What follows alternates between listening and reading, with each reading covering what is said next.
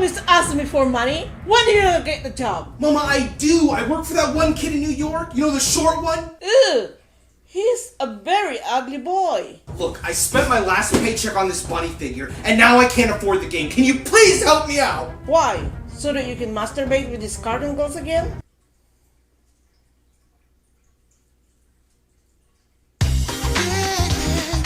Mama, I'm begging you! Please! I don't know what to do without her! Just look at her! If I can't play this game, how am I gonna justify pre-ordering her figure? I'm gonna look like a poser! Christian, you look like a loser. What the fuck? Oh my god! It's showtime! A few months ago, I released a video called Can Waifus Save Games? You should watch that before you watch this. In that video, I discussed how the allure of a character can pull you into a series and possibly make you a fan. Well, boys. Huge thanks to the guys over at Koei Tecmo for providing your boy an early copy of Atelier Ryza, Ever Darkness, and the Secret Hideout. Now I know you guys are wondering, how did fucking Pinoy get an early copy of a game? Oh, no wonder, it's fucking weak trash! Well, it went a little something like this. Come in. あなたは大きなアニメの何が好きですか? Yeah. Because of the wonderful guys at Koei Tecmo, I was able to play the first 8-ish hours of the game, and today, I'm going to tell you all about it. The game starts with our protagonist Ryza Stout, or Ryza for short, a very headstrong, stubborn girl with a strong sense of justice. Despite this, she genuinely cares about others even if she tries to hide it. While walking on the beach of Kirkin Island, she decides to break out of her normal life and seek out an adventure. Don't we all, dude? Don't we all? We're then introduced to her pals, Lent, a strong and handsome boy who seeks to prove himself to the other villagers as he's been outcasted by them, and Tao, a gentle yet timid boy who stumbled across some old books left by his grandfather that he can't read, springing his curiosity and launching his obsessive thirst to understand them. Right away, I'm astonished at these character designs and the polish of the world. This game is so goddamn beautiful, and the main character designer and illustrator of Atelier Ryza popped the fuck off. I've gone at length about how fantastic Ryza looks, but even Tao and Lent look amazing. I actually think Len looks like a badass, and yo, this guy looking handsome as hell, bro. You see his fucking fit ass muscles, dude? Dude, my man Lent is just me, bro. Except handsome. Tao looks kind of like an avocado with an ahoge. No, not that one. But everyone's outfits are so fucking stylish. Not to mention that early purchase bonus costume. Although, I have to mention this shit. My man Junzo Hosoi, who spoke to Nintendo Everything about a week ago, had this to say about the design process for Ryza. In this case, the setting is that she's a farmer's daughter, but then we thought, well, a skirt and farming, that doesn't go too well together. We don't really want their underwear showing as well, so we decided to go with short shorts. The other aspect is that because it's summer, that's the theme, so that's how we came up with the design. So surprisingly, a lot of people are paying attention to her thighs. We didn't create her with the intention of her thighs being the key point, but a lot of people seem to be really Our approach was to make a cute character without any sexual innuendo whatsoever. Everyone sort of looks at her as sort of being sexy, and that's completely not how we look at her, so that really caught us by surprise. Well, I guess I'm a fucking degenerate then, because I want Ryza to crush my skull like a goddamn watermelon. Soon after, Ryza convinces her friends to come along with her on this adventure.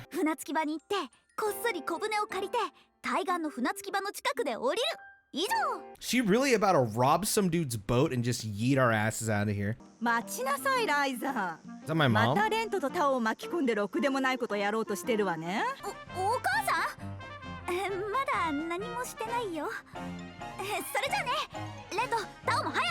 Wait, she's basically committing a kidnapping, dude. She just took these two boys, lied to my own mother, and now we're just leaving? So we kidnap our friends, and then we just fucking run away from home.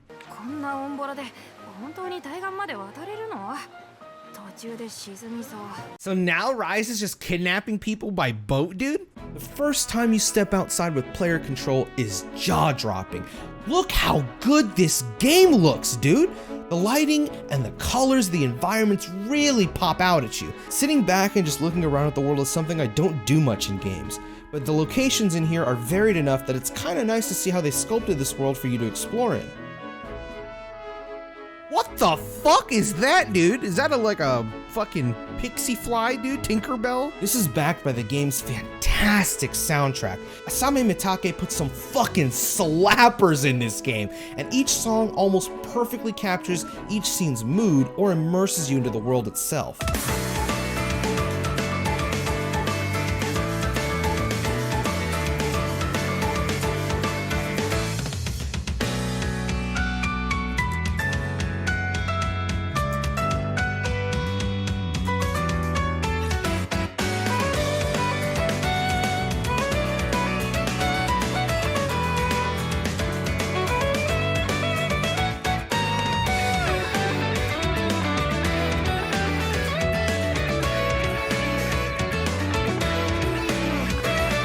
To be honest with you, I wasn't sure how much I bought the "it's like Animal Crossing but with more depth" thing that I said in the last video, but after playing it, I can kind of see where people are coming from with that statement. The core gameplay of Atelier Ryza stems from adventuring and gathering items and ingredients with your crafted tools.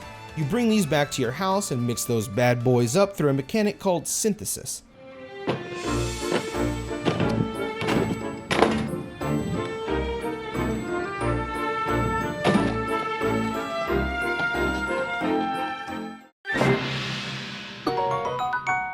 I'm sure we've all had experience with a crafting system in many other games before, but I've never seen one like this.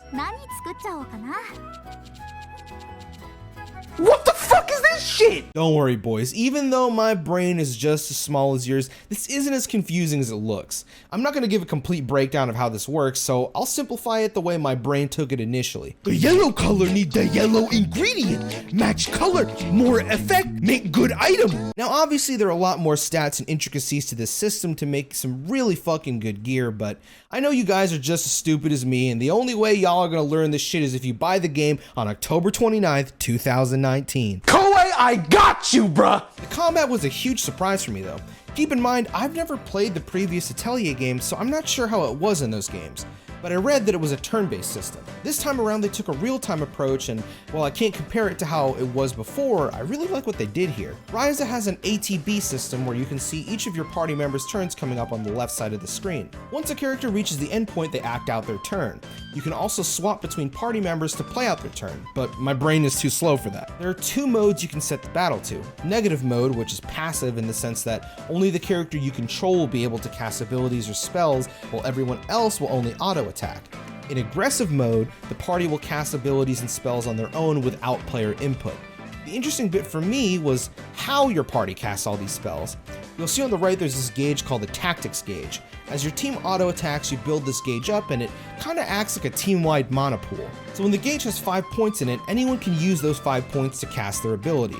It almost reminds me of Xenoblade 2 where you build up your arts through attacks to cast them, except in this case it's team-wide. The tactics gauge has one more feature to it where it can level up. As the gauge levels up, it adds one more attack to your auto attacks up to a cap. I also forgot to mention that you build up your points through auto attacks, so raising the tactics gauge is also important to allow your party to stack points faster, therefore casting your spells more often. You're also going to get a max level 1 tactics gauge at the start of a battle if you engage on the enemy first in the overworld. Speaking of battles, in my experience so far, the game has had 0 random battles, which is pretty fucking great. And just like in other JRPGs, you gain experience and items from battles, and you can use these items to synthesize new ones back at home. There's one more thing to mention with the battle system. A few hours into the game, you get an item that allows you to carry a few of your synthesized items into battle, and those items will not be consumed when you use them. So an example would be bringing a bomb for damage and some seeds for healing. This of course has a cap to how many times you can do this, and you can reset this by sleeping at home. Stop fucking talking, dude! Got me sweating and shit! Okay, Ryza really likes barrels for some reason.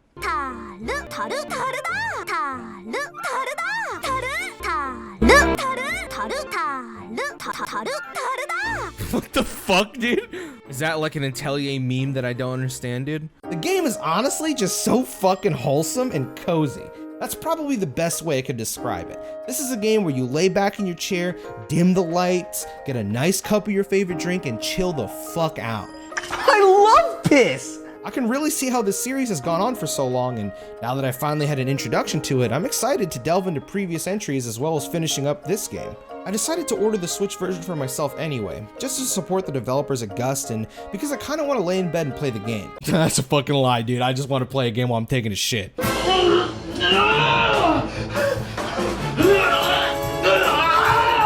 Now, just because I got the game for free and I'm saying all this nice shit, don't mean the game doesn't have issues. No game is perfect, boys. No shit, dumbass! Typically when I play JRPGs, I prefer to play with English sub. There's a few exceptions to this, like Xenoblade 2, where I actually love the dub in that game, but I don't think Rex can pull off some of the super high tension moments, so I ended up playing sub. Yeah! Ha! Ha!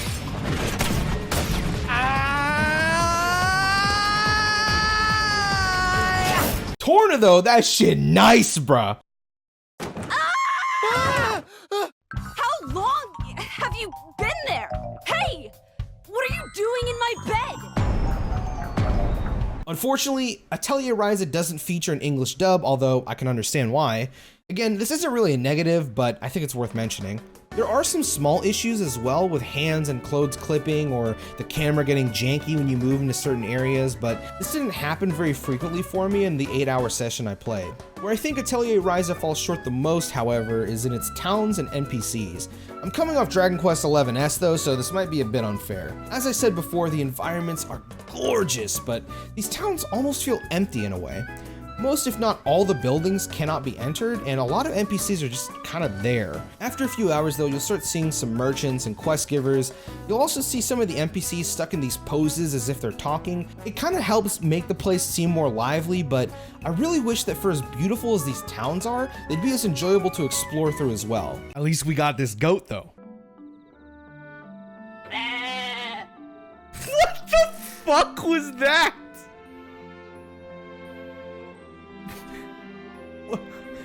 What?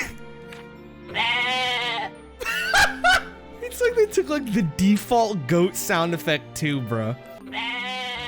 Bruh, stop! Wait, it's not animated. What?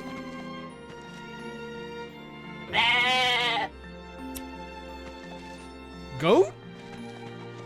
Are you okay, goat? And that's Atelier Ryza. It comes out on October 29th, 2019 for PS4, PC, and Nintendo Switch. I want to give a huge thanks once again to the guys over at Koei Tecmo for providing me an early copy of the game. I also want to say thanks to JRPG Jungle for honestly piquing my interest in the franchise because your videos are really fucking good. Check out her channel, boys. She makes good stuff. Lastly, if you want more information on Atelier Ryza, I highly suggest checking out ValkyrieAurora's first impressions video. It's really good and her brain's a lot bigger than mine. So Pinoy, did you ever get around to finishing 3 houses?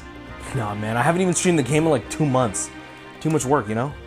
Wow, that's really unfortunate, man, because this game, dude, you're missing out. This game's on some goaty shit, dude. Yeah, I've been avoiding social media as much as I can because, you know, I don't want to get spoiled, but I really want to know what happens. Dude, it's insane, dude. Edelgard, at the end of the game, you find out that her bust size is a C36. And then as the game goes on, he's like, the Crimson, and then she comes out and Dimitri, he takes, because you know, he's like a lance dude, so he takes his lance out, and he puts it over, down by his groin, and he's like, and then fucking Claude's in the back, Claude's got his fucking bow. Oh my god, the ending of this game is fucking wild. What the fuck you doing, man? Stop spoiling this shit for me. Oh, I thought since you didn't finish it, you'd want to know what happened. Why? I look to you.